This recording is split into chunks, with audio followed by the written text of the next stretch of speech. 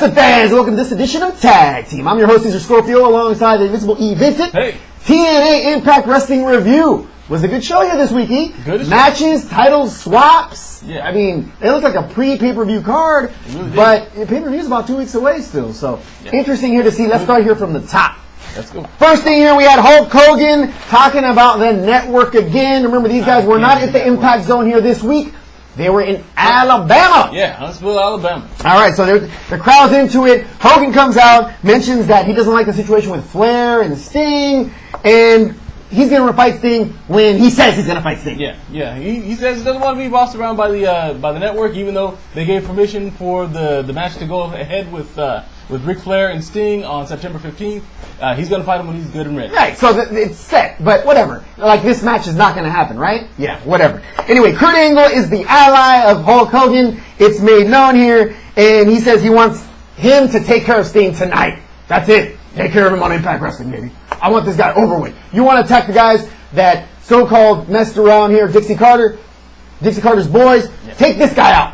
Yeah. I think this is the big fish. So that match is set as the main event for Impact Wrestling. After that, we see the Samoa factor when it came to Bound for Glory. Samoa Joe's been picking off the leaderboard one by one. Yeah. Most recent victim, Crimson. The guy that was leading the board is now non-factor. Yeah. So let's go over here. The standings on the Bound for Glory before the match began. We had Bully Ray now, the leader, at 49.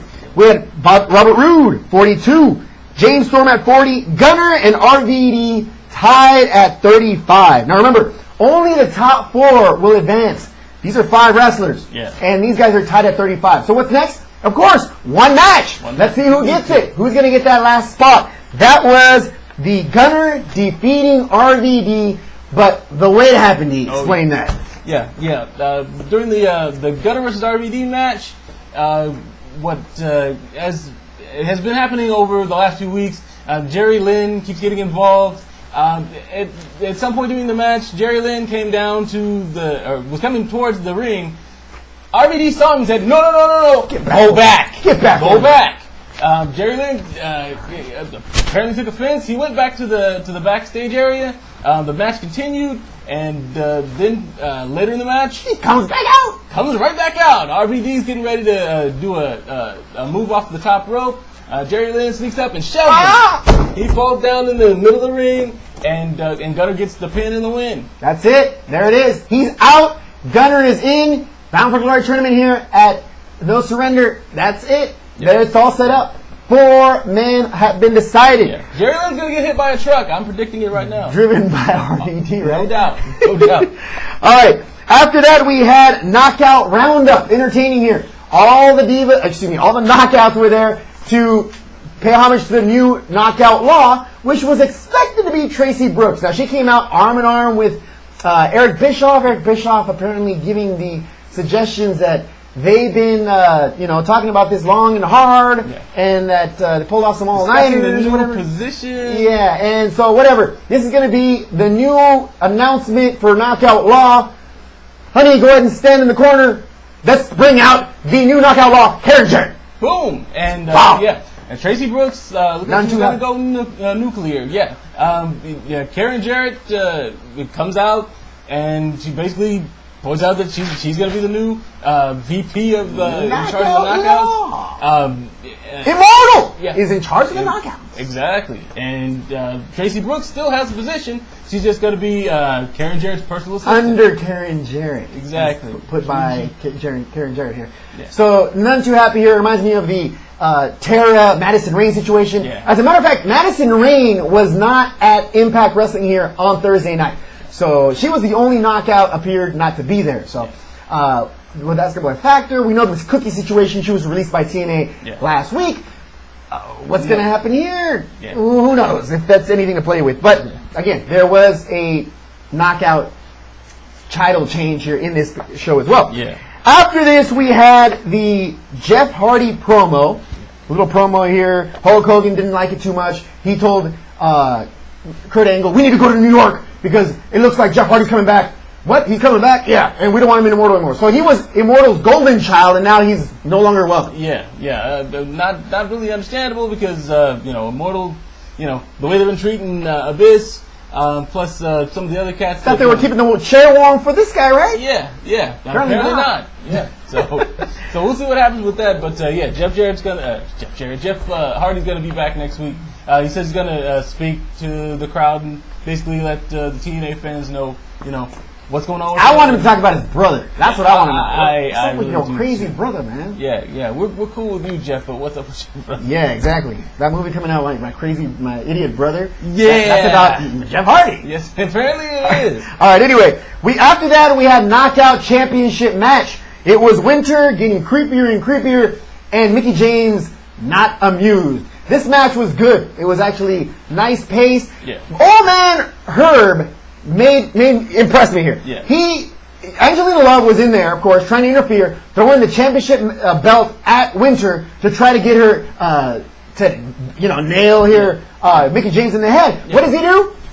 No, you're not doing that. Gets his Nande Asawa on, picks off the pass, and takes her out. Get out of here. You're no longer welcome. So this match got a little bit more fair.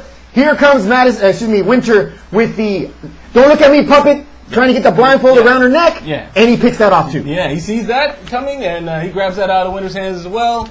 The match continues. Winter busted actually kind of an impressive move, shades of Del Rio. Roberto Del Rio with the alley-oop kick. Stair kick. Yeah.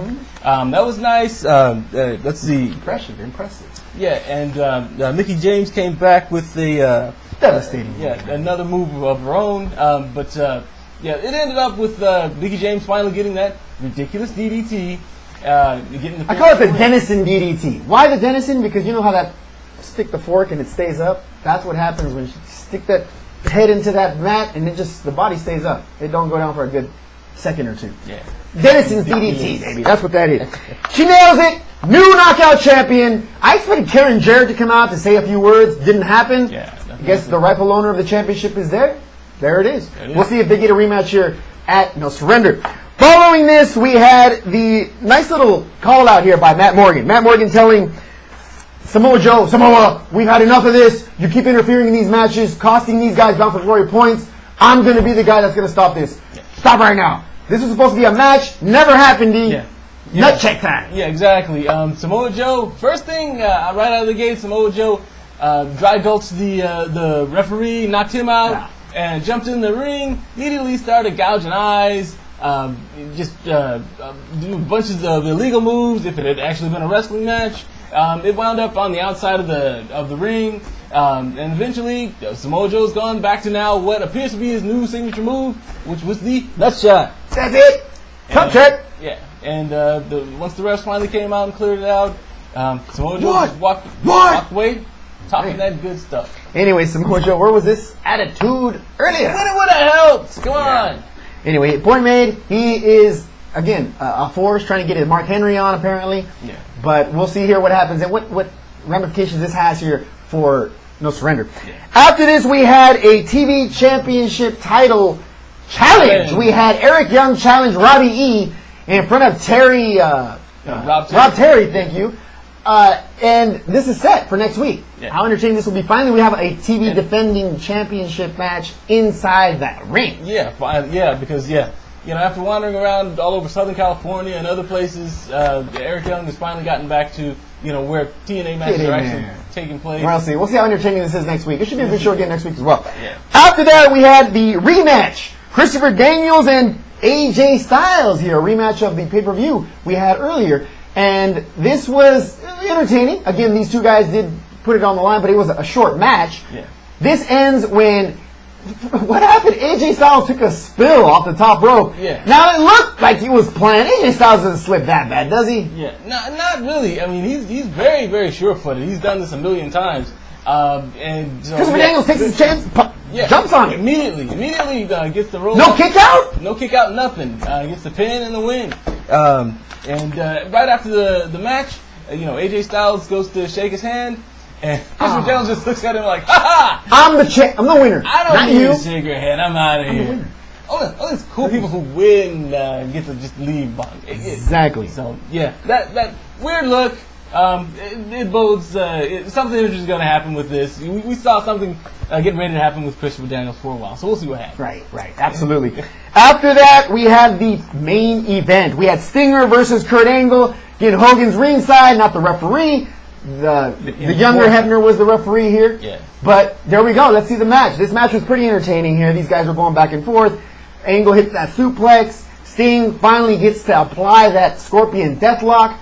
Kurt Angle can't kick out of it, but this is where the fun begins. Yeah. Once he gets this applied, here comes Gunner trying to play a factor in here with a chair. And it was a good ole. Hebner sees the chair. Sting's just sitting there doing the move, and he just, well, oh, all right, we still got the move on. The chair is taken away from Gunner, and thanks for nothing, Gunner. While the referee's trying to get Gunner out of the ring, Hogan grabs the chair and hits Sting with it, but it does nothing. Yeah. No pepper on it at all. It bounces off Sting's chest. Sting stands there and bullet. And gets in Hulk Hogan's face, which is exactly what you don't want to do when you're in the ring with Kurt Angle. Kurt Angle gets him from behind and basically drops him on the chair. Gut wrench suplex right into the chair. Right on top of the chair. And there we go. He retains the championship. But that's not it. Immortal comes out and tries to prove a point here on Stinger. Stinger turns around and starts attacking Hogan. Yeah. Hogan's like, no, brother. Please, brother. No. And then here comes Bully Ray and the rest of them. The rest of the crew. They all come down and start beating on Sting. And out of nowhere, who of all people, but Mr. Anderson comes on down with the black baseball bat. A la Stinger. Yeah, and clears the space. Comes through. There it is. That's the way the show ends. Looks like we have some Mr. Anderson Stinger allies here when they were arch enemies just a couple of weeks ago. But things change. That's wrestling. All right. Anyway, that's all the information we have for this edition of TNA Review. Again, expect Jeff Hardy to be back next week. Give a few words, hopefully about Fat Hardy as well. For myself, Cesar Scorpio, Invincible E. Vincent, thank you very much for watching. Stay tuned for 3 the Hard Way. Take care.